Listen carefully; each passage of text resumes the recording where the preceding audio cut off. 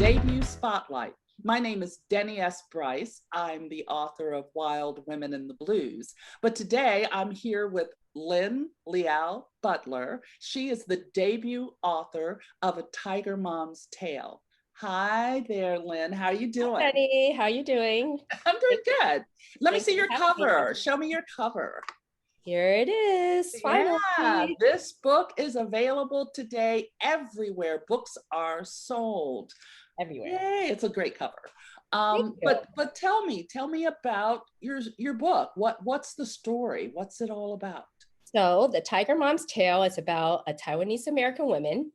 She lives in New York with her white family and grew up with them and hasn't seen her Taiwanese father since she was 14. Something had happened to her in Taiwan and she ran away and has turned her back on it. But then she finds out that her father has passed away unexpectedly. And in his will, she must decide if she's going to go back to Taiwan and claim her place in her heritage, or her Taiwanese family will lose their home. But so now she's caught in between two worlds and has to decide if she's going to leave her safe life in New York City and go back and find out all about her Taiwanese heritage.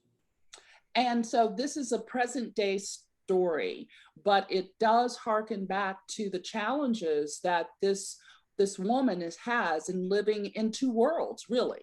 Yes, so it is takes place in current day, but we do flash back to like 24 years ago, 28 years ago, to when this trauma happened and how she, discovers her Taiwanese family and what happened to drive her away. What was the inspiration for you writing this particular story? So I'm not like the main character, Lexa. She's half white and half Taiwanese. I'm actually 100% Taiwanese. But I was born in Taiwan and moved to the States when I was 7. So I've always felt like I looked Asian on the outside, but on the inside, I was American. But when I'm in America, everybody treats me like a foreigner, like the Asian person, and makes comments on that. And then when I'm in Taiwan, all my relatives there call us the American cousins and treat us like foreigners. And, our Mandarin and Taiwanese aren't always correct. And we say things wrong. We dress not the same way as everybody else does. And we don't act like good Taiwanese daughters. So I've always been caught in those two worlds. And I always wonder what it would feel like to look Asian on the outside, but be, white or American on the inside. And that's where the story came around, about how a woman can reconcile the two parts of her, and that she needs to address both parts in order to find happiness.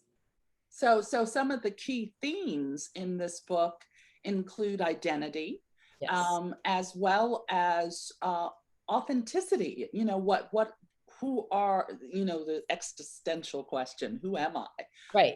But really diving through, what are some of the other things in the book? It's also has some great humor in the book as well. So how do you navigate from this very serious topic, and then you're able to dig in and find the humor in the situations and the family gatherings and the other situations? Well, I think someone said it best. They said that the main character, Alexa, has a self-deprecating sense of humor. So she tends to laugh at herself and, her situation. And I've been called cheesy by critics, but I think they're funny. That's just the way my humor goes. And they are kind of cheesy, but they also are some humorous moments where I actually made my agent like snort, which that's always good. She does not usually snort. So when she says I snorted, I know, it was funny. So I try to balance the heavy subjects with like the funnier side of life, where you might take something and you can either blow it up into, something really tragic, or you, like I said, self-deprecating humor. Yes, it's so very true. Now it's debut day.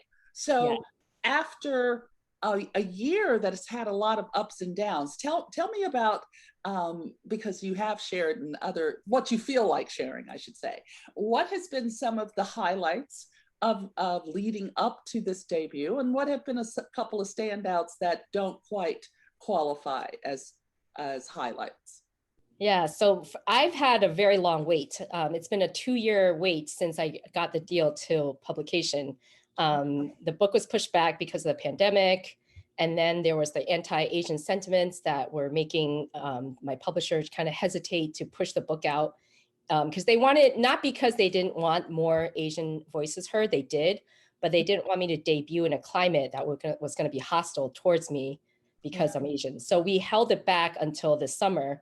And I'm glad we did, because now it's summer, you know, we're still in a pandemic, but you can get out there and see your book in the wild, I guess they call it. Yes. And I'm able to have, later this weekend, we're going to have an in-person live launch event. Oh, great. Excellent. Which I wouldn't have been able to do earlier.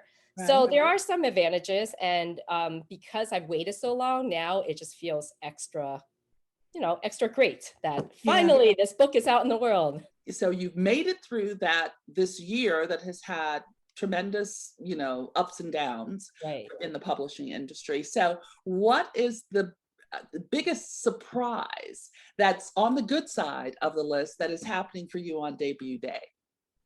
I think just all the people that are telling me that they see my book, like people that I don't know, that say, oh, I heard about it, I seen it in, you know, something. Talk some more about your main character and some of the challenges in the book. Did anything in your story surprise you, if we're talking about surprises? So she is, you know, she needs to navigate not just her life living in a white world while looking Asian and being brought up by white parents and with a white sister. She also then has a Taiwanese family that she hasn't seen. She has a half sister over there also. So she has a half sister that's American and a half sister that's Taiwanese. And they hate each other, the two half sisters, even though they never met. I guess a lot of surprises for me was all the side characters that came out of it, because, and people have commented on it that some people love it and some people don't. But for me, it was kind of part of life. Like if you ask a personal trainer in New York City, which I was, I met a lot of people and I came into contact with a lot of people who might not always have a big impact on my life, but they did contribute in some way. Well, somebody had warned me to take the 3 or 2 weeks off before lunch. And I was like, it can't be that bad. But now I'm finding like every day there's like something I need to do, an interview, I had to record something, I have to answer things. I had no idea. So it's been a little anxiety ridden because I have a foster dog, you know, I have 2 other jobs and I have an 8-year-old, and his birthday happens to be the day before my lunch. And I had to plan a birthday party, and it was like, so it's been a little crazy, I guess you could say, like hectic. Yeah. They did good. You did good. You did really well. That's wonderful. So happy. Yeah.